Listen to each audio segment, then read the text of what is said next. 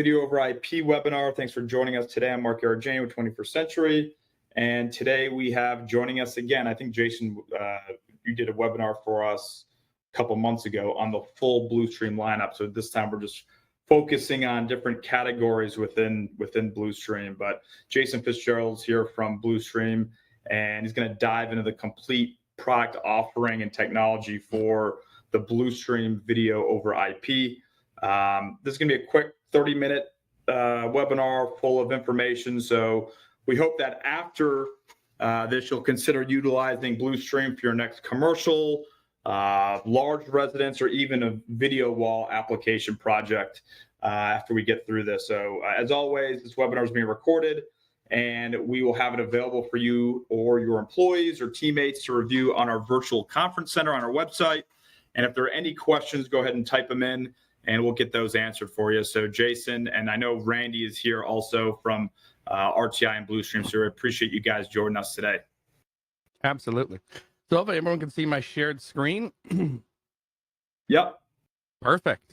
Okay, so the point of all of us being here, of course, today is video over IP. And one of the first things that comes up with video over IP is why video over IP. I know a lot of people know that video over IP is kind of saturated the marketplace in the last, I'd say, almost over a decade or so. And its main competitor that it's come up against, and a lot of from a comparison standpoint, is really HD-based T. And HD-based T, as you can see from this chart here, there's a lot of certainly effectual aspects of HD-based T, being it's primarily a point-to-point technology, and that's where HD-based T is still today. And actually, it really is, for point-to-point, still a very good technology. However, video over IP has some unique aspects, which is really the reason why it's pushed us to the forefront. So why video over IP? Well, simply put, if we look at this from a status of signal distribution, we have really what I distill down to the 5 tenets of signal distribution. You need to be able to extend, split, switch, matrix, and convert. Right. And so HD-based T certainly has the extension side of that covered. But video over IP has the ability to cover all 5 of these. You can use this as an extension, a point-to-point extender. You can use it as a splitter. You can use it as a switcher, so switching multiple sources into a singular screen, whether it be like a projector in a bar, for example, or it could be, of course, a screen inside of a conference room functioning as a splitter. Matrix is probably one of the most common applications, though, that we get for video over IP, because, of course, many-to-many means that you can put it pretty much anywhere. And conversion is a pretty broad category, right, where we need to convert either signals or formats. And since video over IP, what we're taking is a signal and converting it, of course, to basically IP packets, breaking down, let's say, an HDMI signal and then recreating it on the opposite side. We have the ability, of course, to do things like scale it on the opposite end. If we're creating a new HDMI signal, we can create it at 4K or 1080p, right? If we need to change the chroma subsampling, we can, of course, do that because we're rebuilding a signal. So that conversion aspect is all covered. So it's uniquely poised to be able to cover really any kind of installation. So how do we distill that down even further? So Blustream's entry into the marketplace started out with a basic video over IP system, but today sits at a more robust set of products. And the way that we have categorized these is into these systems, right? So we can properly apply a product based on really what we're looking at in a lot of cases is, resolution or application. Right. So starting with the IP50 system on the far left, this video over IP system was designed for 1080p. Right. And as such, it's priced accordingly for doing a maximum of 1080p 60 in and out of that system. Uniquely poised for doing things like commercial applications. And we'll talk a little bit more applications on the next slide, but just know that it's a 1080p in and out. The IP200 and 250 system, which has been our mainstay product for a number of years now, ups that to about 4K 30. Right. And then moving over to the IP300 line and 350 line, that was our most recent addition to the lineup. That can do full 4K at 60 hertz in and out, right, on a 1 gigabit network. So the 50, 200, and 300, all suitable for working on a 1 gigabit endpoint bandwidth, right? So that's what we can do in terms of, most systems out there today, or most networks still sitting at 1 gigabit, unless we're talking about larger networks, sometimes corporate networks, IT systems. We can manage all of that. So 1080p, 4K 30, and 4K 60. The IP500 system, one on the far right, uses and harnesses a technology called SDVoE. And if you're familiar with SDVoE, this runs on a 10 gigabit network. And these are really going to be relegated to some of our more professional applications. Sometimes, they're referred to as niche applications, but where we need an uncompromising solution at 4K at 60 hertz in and out of the system. Right. And if you look at the way that this pans out in terms of applications, being that at 1080p, we know in a lot of commercial applications, for example, 1080p is still very viable. We talk about the hospitality industry, digital signage. That's where the IP50 is most at home. Now, the IP200 system brings it up to 4K 30. So we start to see some light residential applications, certainly still use cases in corporate and other places where 4K, you need that fidelity, but not necessarily that frame rate. And then the IP300 system, of course, brings everything you can get on HDMI 2.0. So that's 4K 60 in and out, including things like HDR capabilities, eARC functionality as well, right? So it's poised and regular, can certainly be applied in both residential and commercial applications where we need full 4K 60 in either one of those places. And then, of course, IP500, like I was saying earlier, is going to be things for medical applications. Still, high-end residential is an option when we talk about SDVoE and 10 gig, where we want perhaps an uncompromising, solution for something. But the benefit of all of this, and the reason why we broke down into 1080p, 4K 30, 4K 60, etc., is so that we can separate them and apply them, and of course the pricing, and of course, is going to reflect that.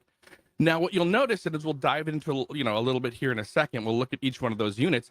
The I/O structure, so the inputs and outputs are primarily going to be the same, and the reason that we do that is we want to ensure that no matter which system is being installed, the experience from an installation and end user is going to be pretty much the same, which means once you learn how to install an IP50 system, you'll have you'll be armed, right, to be able to install an IP500 or 300 or 200, right? So from an input and output, you're generally going to get video capabilities, audio capabilities, IR, serial, USB, right? And as well, in some cases, CEC capabilities, all from an in and out on all these products, right? So that side of it is taken care of. But then from an installation standpoint, we make it super simple because we use a unified architecture, right, or controller, and we'll look at that in a second, on how the system gets set up and how it's operated, day to day. So again, once you install one, you have the ability to install any other system, right?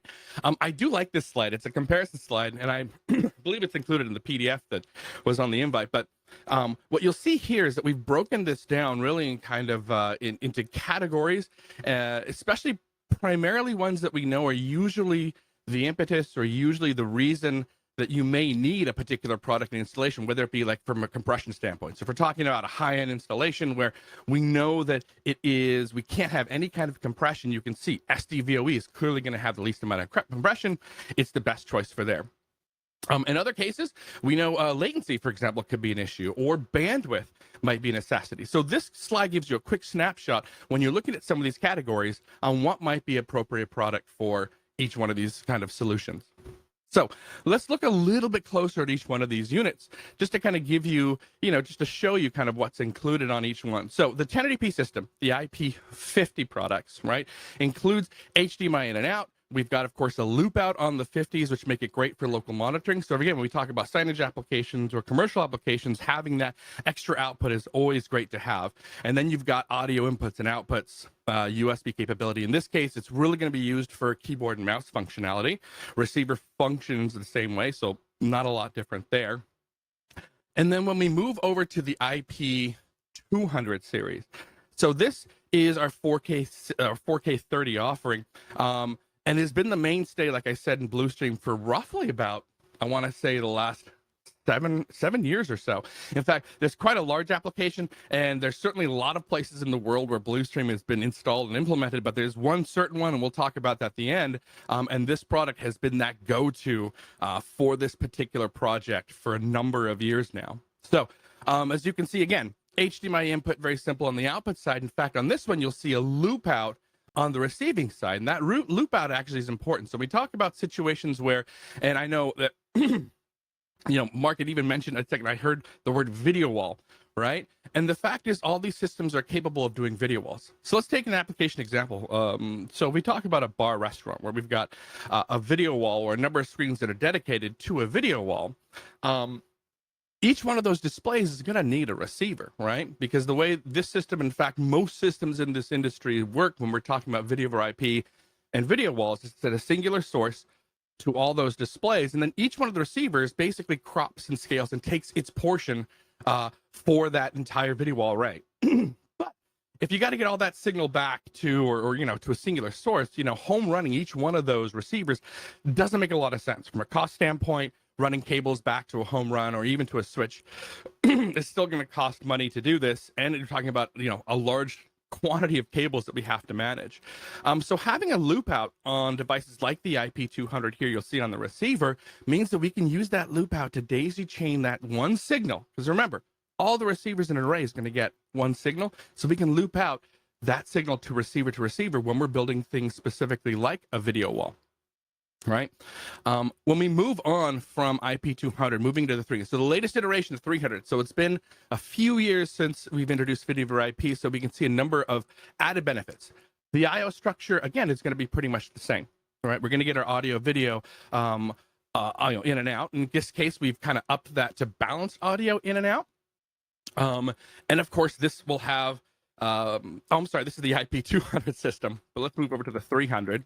But what we've done is we've updated the units, the base units, to have an OLED panel on the front. So we know, of course, when we're setting up systems, we've got a segmented display that you saw on the 200. This one has a little bit of an OLED panel. So, of course, more contextual, more pertinent information is shown there. So we can easily see, for example, what the IP of the units are in and out. But again, that I/O structure is going to be the same, right? And we've got, like I said a second ago, balanced audio in and outputs and a loop out on the base 300 system as well. Right. So here's the receiver for the IP300. Again, secondary loop out.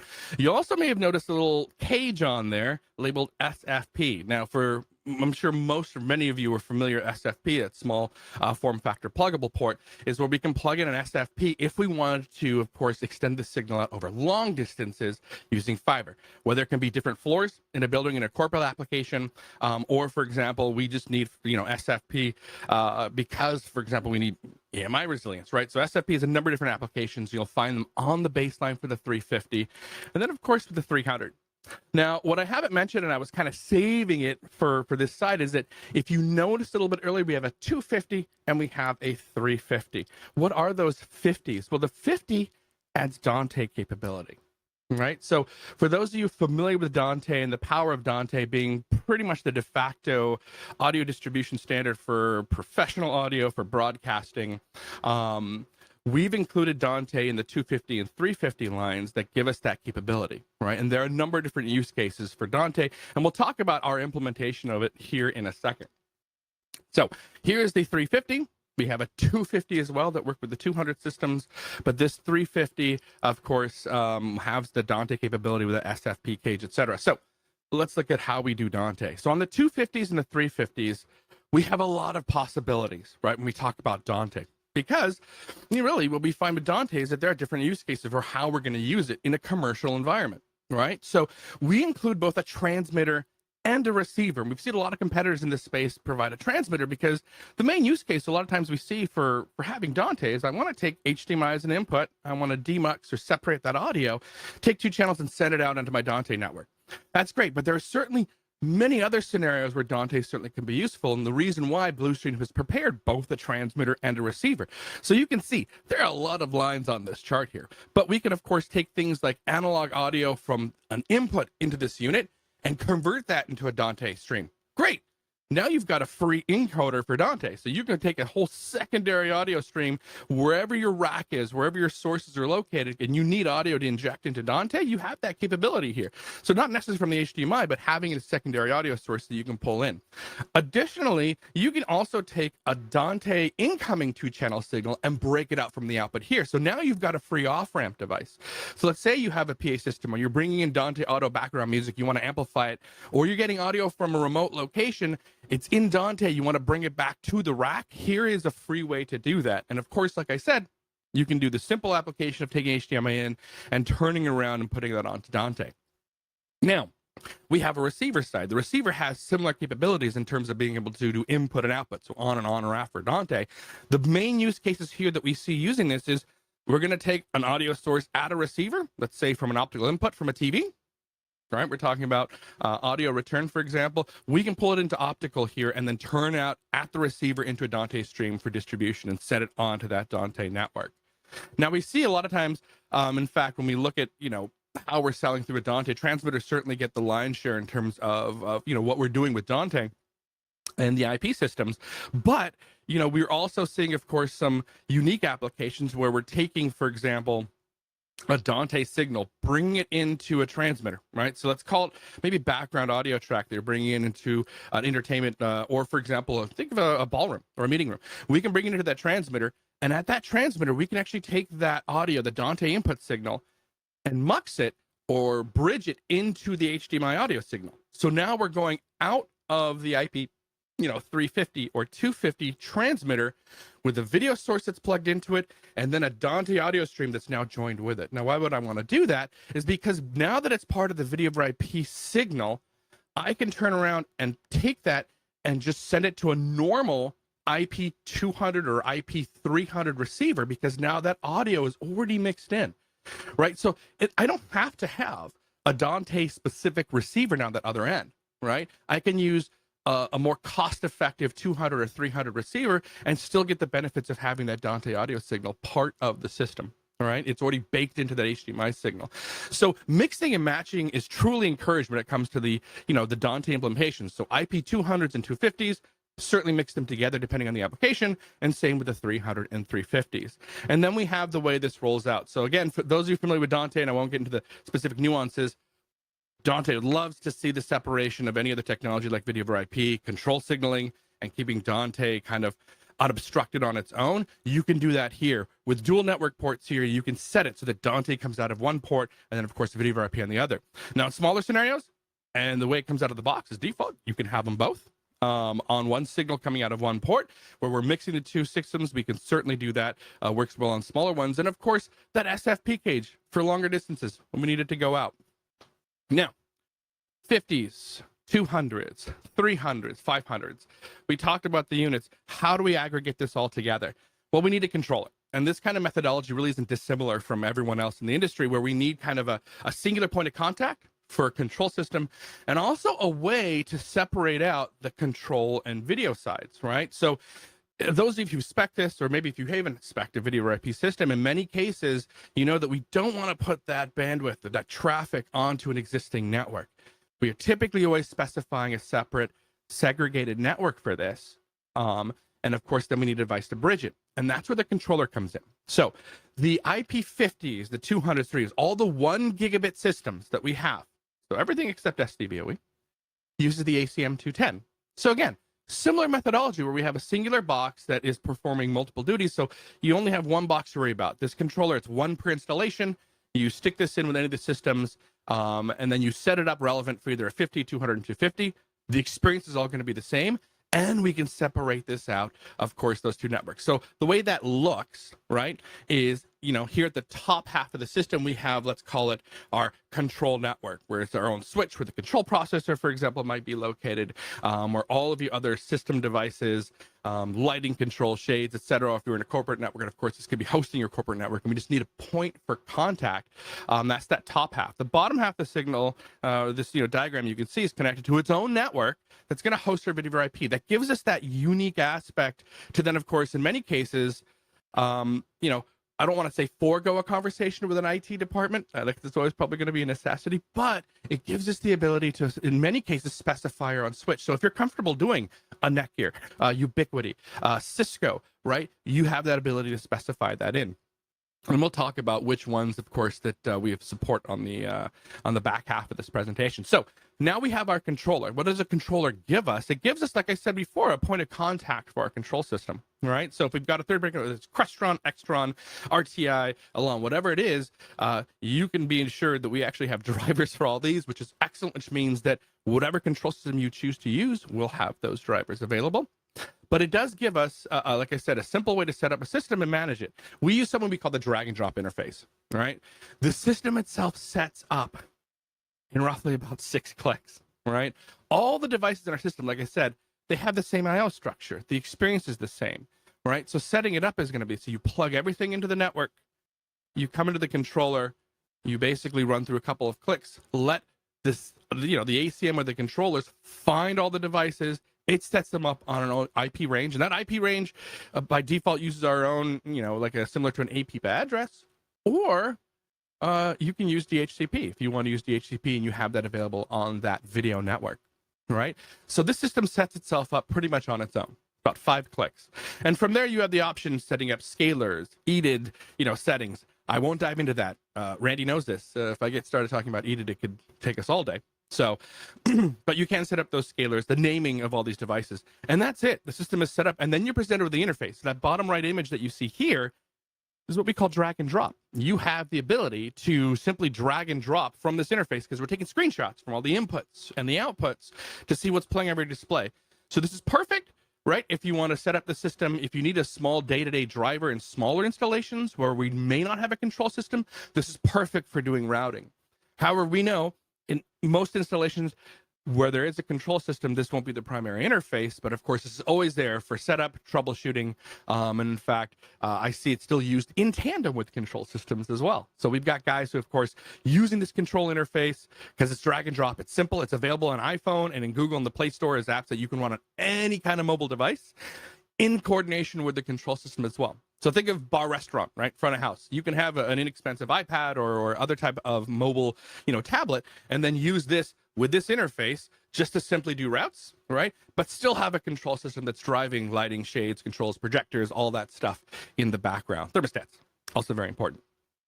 Now, the IP500, I won't spend too much time on this, but the IP500 system uses SDVoE 10 gigabit technology.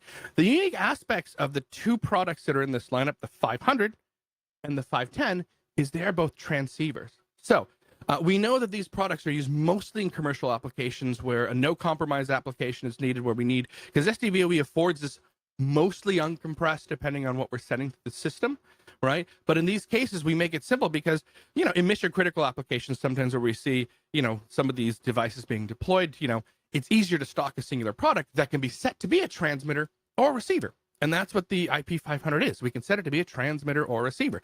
So again, very similar I/O structure. So you're getting all of that, audio, video, control signaling, USB capabilities all in a singular package, right?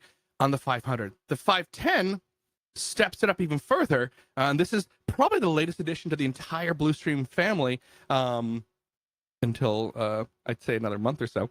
The IP510 actually gives us the capability for it to function as a transmitter and receiver at the same time. So it's really a true transceiver, because you can not only send a signal, but you can return a signal. The use case for this isn't going to be huge because we know that, when do you always need to have both in one location? You won't.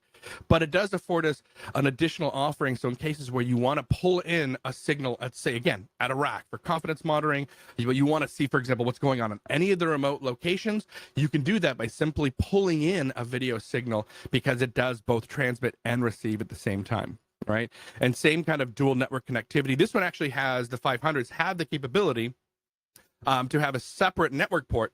So in cases where you want to exert a level of control or extend your network, you can very easily do that using the system. And of course, it'll have its own controller.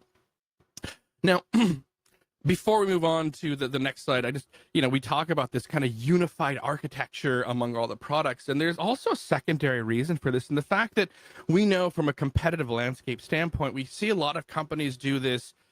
Here is a box with HDMI. Here's a box with HDMI and USB. Here's a box with HDMI, USB, and RS-232. And the lines become complicated. The way we've chosen to distill our systems down is really by application or really functionally by resolution. I need a 1080p system, use the IP50. I need 4K 60. I may not need 4K 60. Actually, 4K 30 is going to be fine. There's the IP200 system. I need 4K 60. I need things like eARC. I want to have, HDR functionality. Use the IP300. And for those customers who want a no compromise, uncompressed, system, there's the IP500.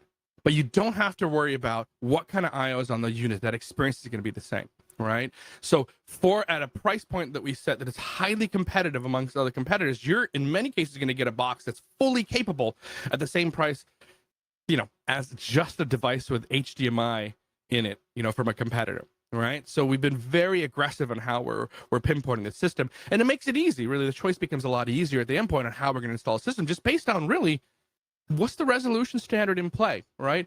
If there's something specific that I need, let's say, for example, I need video wall. No problem. You can do that among all the systems. But what happens when a customer comes back and says, hey, I want to do multi-viewing? Now, multi-viewing is kind of the opposite, right? I can take a couple of signals and show them on one screen in different windows. Well, the IP500 has that capability built in. It's inherently a part of SDVoE. So video walls, right? Of multi-viewing, no problem. Point to point. So you want to do 2 to 50 because you're doing a digital signage application in a big box brick and mortar retail store, right? No problem. 1080p, use the IP50s, right? They're going to use bright sign players and they're going to run it at 4K 60 content to a number of different screens. You've got an option of a 200 or a 250. All right, so it really helps break that down. Another question I get asked, okay, well, that's great. So what, network systems do you support?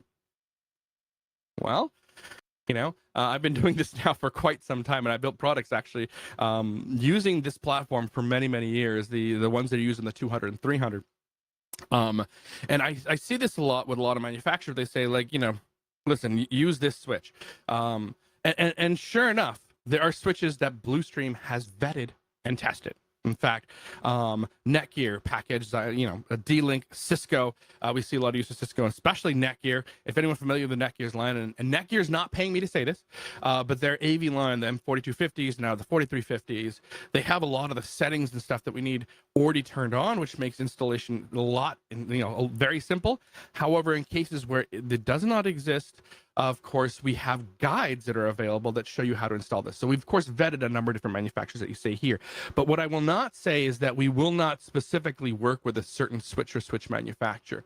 And the reason being is that when we come into the IP discussion, IP is a standardized, technology. The IP package, the way they're controlled, how they're managed, how the organization manages IEEE, we fall within those standards.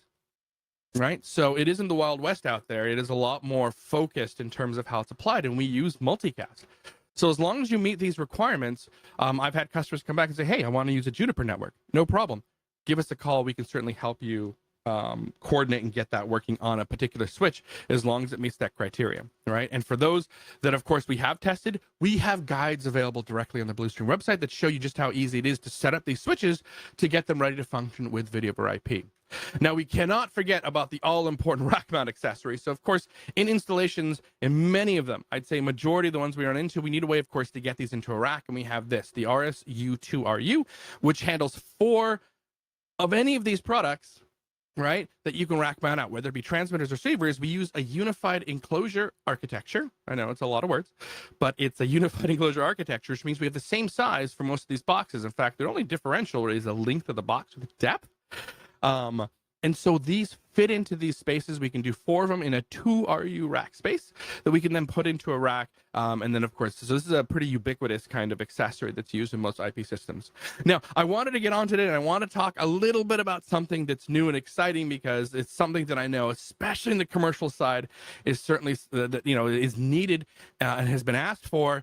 And that is this, the IP300 TX wall plate. So what is this? This TX wall plate is a transmitter in a dual gang or dual decoder kind of wall, a box enclosure that now gives us a finished look that we can install in conference rooms. We can install it certainly in entertainment, education, hospitality kind of installations that give us a USB-C input on top of an HDMI input. Right, so now we have an easy way to get in via USB-C, I should say, and HDMI. It's actually auto switching in this case. We can turn that on or off, but now we have an entry port for USB-C. So perfect. Again, think conference room. You can sit it on a table. We want to plug in via USB-C. We want to plug in via HDMI. Think of it in the back of a ballroom, for example, in a multi-configurable type of ballroom where of course, we got air gaps and we're setting up different rooms. You can have these sitting in each of the areas, all coordinating back to the same system, right? A number of different use cases for using wall plate. That is coming very, very soon. In fact, we'll feature this at InfoComm, which we will be at next week, and hopefully some of you guys will be there, and we'll see you. What I did want to talk about, because it's great we have all these products, but where are they installed? Blustream has been around for quite some time now. We're talking about over a decade. And so in that time frame, especially because the name isn't as known in the US as it's globally, because the brand has been saturated there, we've been able to, really build some of these relationships. And one of them was with OBS. And the Blustream, the IP200, so that's the 4K 30 system, has been used in the last 3 Olympics, we're going and we're working on our 4th, right? These are used for media commentary. These systems ranges that you can see, for example, the size of the system. It's grown from the original first gen IP 100. We won't talk about that. It's 200 today. Remember, 200. So the 200 system, you can see the largest one was in Japan, is a 200 by 1400 endpoint system. Beijing went to 75 by 850, so not as large. And then Paris, of course, is 200 by 1400, so it's also equally as large as Japan was. And we've got boots on ground going up to that. And media commentary means you can walk into any venue. All these venues were all fiber connected, so every venue had Blustream equipment working in it, where a media commentator could sit in a booth, and they could view the broadcast feed from whatever was going on in that venue, or pull in any feed from any other one that was going on at the same time. So they could note commentary, they could record, et cetera, et cetera. And that is still used and still used today. And, a job like this, I always like to say, listen, you do it, and if you don't do it well or you fail, you are never asked to come back. And if you do well, you are typically asked to come back. And like I said, we've gone to every Olympic since the 2018 Pyeongchang Games. So it's a great feather in the cap. It's what we like to talk about in terms of, well, what kind of system size can you handle?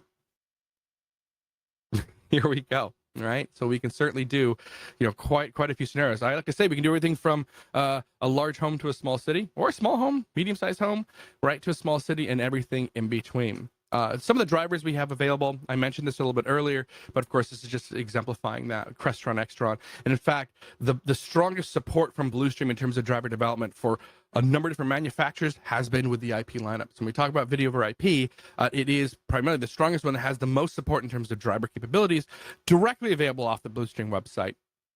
What's also available on the Blustream website is support. All right, so I've included this one slide that talks about the advanced learning portal. This is a great access point, a gateway. Think about it as education. I've heard the term university used by a lot of people. We call it the advanced learning portal. It's a place where anyone can sign up and get general information on the technologies in our industry, right? We're talking about multicast, video over IP. We talk about HDBaseT. What's the latest iterations of HDBaseT? What's going on with 3.0 HDBaseT?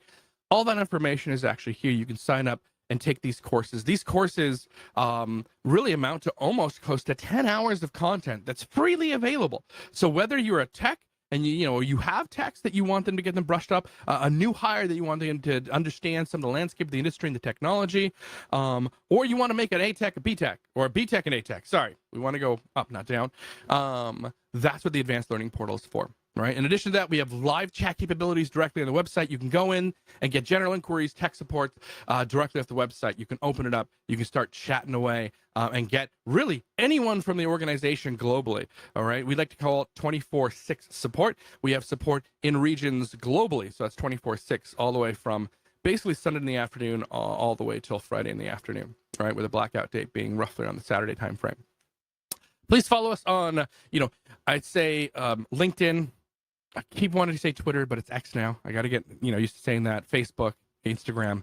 And of course, I will open up and table this for, I guess if we want to open up for questions or we don't, it is up to you. But I am here, and thank you for your time. It's a lot of information, but thank you very much. Okay, you can catch your breath now. I do that without stopping, I think, sometimes. Great job. The one question we had was support. I know you mentioned it's 24/7 support. Does that also include design services as well, helping build projects for various applications? Do you guys offer that in your support? Yeah, so we call it white glove support. So for systems design or systems engineering, contact our support line. Yeah, absolutely. So this either filters to myself. We have, of course, other specific engineers that do this. Of course, we've got, of course, 21st Century also that is also very knowledgeable in these products. But no matter what, you will get that support. So if you do need a bomb generated based on a project, I do like to say this, like especially when you're introduced to a brand, we know these products in and out. Let us help in that regard. All right. So if you don't know the nuances between an IP50 or the 200s, or you just generally understand, but you have something very specific that you want to trim, like, listen, I want to put this in. They're only using 1080p 60, but to be honest, they can't have a lot of latency. Well, I'm going to go from a 1080p, or I'm sorry, from the IP50 to the 200 because the 200 has a frame of latency versus, the IP50 at 1080p, is about 80 to 100 milliseconds. And so that makes it. So let us garner or utilize that knowledge to help out. If you have those questions, please don't be shy. Send us out. We'll be more than happy to help build out a BOM for you for your project. Recommend products that is available. Part of our what we call like white glove service. So yes, Thank you so much, Jason. Go ahead, Randy. Your team can absolutely reach out to your branch teams, and then they'll reach out to us, and we will respond very quickly. Perfect. Thank you, Jason, Randy. Really appreciate this. Yeah, like we were saying, we have Blustream stocked at all 7 21st Century locations. So reach out to your sales rep for help building a system or quoting. We're here to help. So I appreciate your time today, guys.